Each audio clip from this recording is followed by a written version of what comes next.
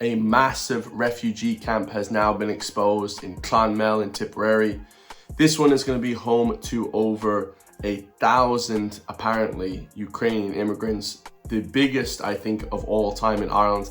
This is only one of over 300 migrant centres, or they call them plantations, across Ireland. We have obtained footage from Michael O'Keefe, so shout out to him and all the loyal based patriots and nationalists on Twitter. Good job. They're doing amazing. I'm here to bring the footage to YouTube because mainstream media, RT, News Talk, Joe.ie, all these other mainstream media platforms in Ireland would never show this footage. This is some harrowing footage, guys. They are transforming the landscape and the countryside of our beautiful country, of Ireland, the Republic of Ireland, to now some sort of place where we just house the world. We're almost like a charity case now. Every single war, every single bad thing that goes on in the rest of the world, poverty, they just push them and bring them over here. The EU and the UN run a human trafficking scheme and bring them over here. Why we house Ukrainians? I mean, God bless Ireland. If we were ever to get into a war, I hope someone would be as generous as to bring in 400,000 of us somewhere. But I bet that would never happen, guys, okay? A lot of these wars and stuff are manufactured by US and these PSYOP wars, these sort of, intermediary wars between two countries.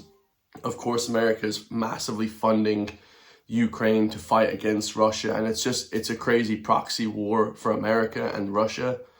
But even more people are coming over every single year, and it's crazy to see. But like, comment, subscribe. Let me know in the comment section down below what you think of this footage. This footage is absolutely insane. It's built in the middle of rural Ireland, like I said, transforming the countrysides. People come to Ireland specifically for the countryside in Ireland, the sort of tourist aspect. Now it looks like it's going to be endangered because they're going to just transform all these different areas so there won't be any tourism left.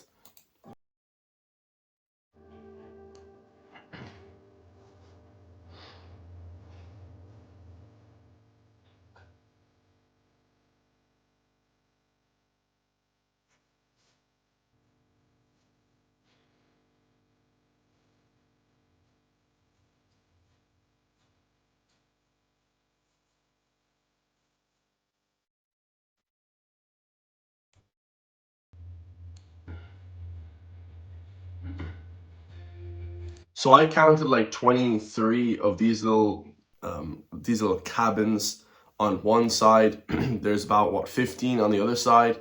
I mean, this is a massive refugee camp, guys. This has got to be one of the biggest, and there's obviously over 300 more. So it's not the sole refugee camp, but it's huge. These are huge camps, man. They transform the whole landscape.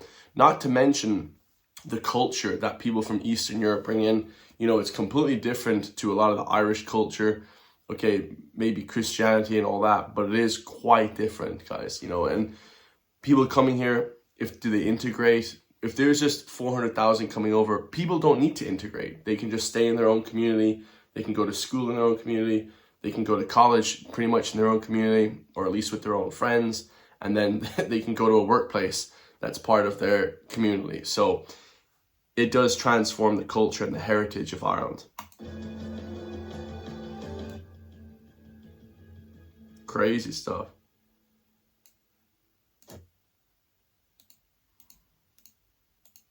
So you guys can see even more. I mean, there's just endless amounts of these houses, it seems like. I mean, honestly, I counted 25, nearly 25 on one side, 15 on the other side. That's, what is that, 40? Quick maths. 40 of these little houses to bring people in. And, times that by 300, guys. There's a massive amount of people. And of course, I have a soul. I don't want to see people fleeing war and getting killed in a war. But for Ireland to be this like unlimited charity case, because we're part of the EU now and the UN and this kind of thing, it just seems like Ireland is being drained of its resources. Will these people give anything back in return? Hopefully, hopefully in the next 20 years. But who knows, guys? Who knows what the hell, diversity brings. And speaking about diversity, I would argue that diversity really doesn't bring anything to a country. It's neutral at best, unless there's something positive happening with that diversity on its own, doesn't mean that it's going to be either good or bad, okay? It just means it's neutral. And matter of fact, more times than not, it's going to be bad because people can't integrate, people don't understand culture, they don't understand heritage. But here we have our own Taoiseach, okay, Micheál Martin, declaring diverse and inclusive workforces are the most relaxed and happy. I'm not sure what study he's conducted to actually be able to announce that to the public, but I am nearly certain that just because something is diverse and inclusive and they hire DEI, with the hiring from Chinese people over Irish people, they're hiring different age groups, they're hiring people with mental disabilities, doesn't mean that it's going to be a better workforce or relaxed and happy. That just, there's no study to show that, guys, ever, okay? And the lady that wrote this article, Jabjika Gachvetskaya, I don't even know how to pronounce her name, but she's Lithuanian, okay? So again, there's a level of propaganda here, okay? So you have a Lithuanian lady who isn't from Ireland telling the Irish people that Micheál Martin says that diversity is good for the public. It's just ridiculous, okay? So according to Taoiseach Micheál Martin, he said it's relaxed and happy. He made the comments at a time when US President Donald Trump had clamped down on American tax-paying spending on DEI programs, okay? Branding them a waste of money. And Donald Trump is 100% correct. These DEI programs are a waste of money. We saw with USAID that they completely transformed the whole, culture of the NGOs in Ireland. In Ireland, there was over 100,000 NGOs, American NGOs funding Irish businesses and things like that, and funding these different ventures. In Ireland alone, there was 35,000 NGOs, okay? And a lot of these got defunded when Donald Trump did that. It was great to see.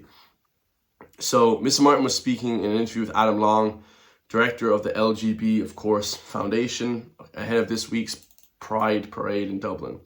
Another money scheme, okay? Like I said, you wouldn't want to see anyone be upset, or persecuted for their sexual orientation. But at the same time, they're just pushing it in our face, guys. It's just bullshit. Nobody wants to see LGB stuff. I mean, I love that everyone's happy and included, but it doesn't make any sense to get this funding and all this kind of thing. He said when he visited LinkedIn recently, they were really happy with their space and in themselves. The diverse workforce that was in LinkedIn. LinkedIn, again, kind of a bullshit website. You know what I mean? It's used by like college kids to try and find work, on the internet. Not really that necessary. He said, when you go to the Googles of this world or you go to major companies, we have been in digital companies or pharma, it's a really diverse workforce and a happy one as a result. So obviously, guys, Google is, again, a sort of a globalist company. We love Google. I'm on Google right now. I'm on YouTube speaking. But these are global companies, man, and they hire mostly Americans and Canadians. I've actually spoken to a lady at Google Recruitment in Dublin. Okay, she was one of the main salesmen and recruiters. And she said, yeah, it's mostly Americans and Canadians that we hire. So it's just like us Irish, we don't even have a chance then. So, the actual headquarters might be in Dublin, but we don't have a fucking chance. So it is what it is. There's too many activists in the UK on this stuff, and Ireland should just avoid it. We have our ways of doing things. We should keep on the direction of travel that we began 2 decades ago. Okay, so this is Taoiseach said recently over his comments in 2021 on how Irish people were never a homogeneous group, okay? We're never a homogeneous group. We're a group of, mongrels. There's no Irish heritage whatsoever, okay? The freckles, skin, and all this stuff, guys, that's imagination, okay? That's not real, okay? Ireland is for everyone, and it's a diverse, DEI inclusive country.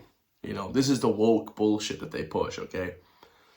Yeah, unbelievable. So we're going to leave it there, man. So he just says a whole bunch of nonsense in this article talking about how people are more happy if they're more included in LGBT, and, it's just a whole bunch of nonsense. Now they're going to be pushing to us if we don't want to, sleep with a trans man, then then we're going to be prosecuted. You know, it's going to be devolved into some crazy shit. We can already tell that this sort of linear path that Ireland is going down, the government in that regard is not one that is included in the Irish people. You know, they're thinking about foreign people more. They're thinking about their own economic situation over our own people. So make that what you will. But yeah, that Ukrainian plantation migration refugee station is crazy, guys. I mean, it's just every day we see more and more of these stories, and I get sent these videos en masse. This was new footage of a drone footage flying overhead, and it's just crazy, guys. Every single time we see some new footage or anything like that, it's just on a next level of insanity, and they're just trying to just make Ireland this diverse place, and you guys can see it from the top down. Micheál Martin is all for that. You know, he is pushing this in the news, and he's pushing this message to the people of Ireland. So if you guys want to support me and help push back against the mainstream media, because you will never see these stories in the mainstream media, this wasn't even reported in mainstream media, then hit the join link underneath the video, become a member of my channel for just the price of €3 to €5 a month. I love you all, and I'll see you all in the next one, guys. Peace.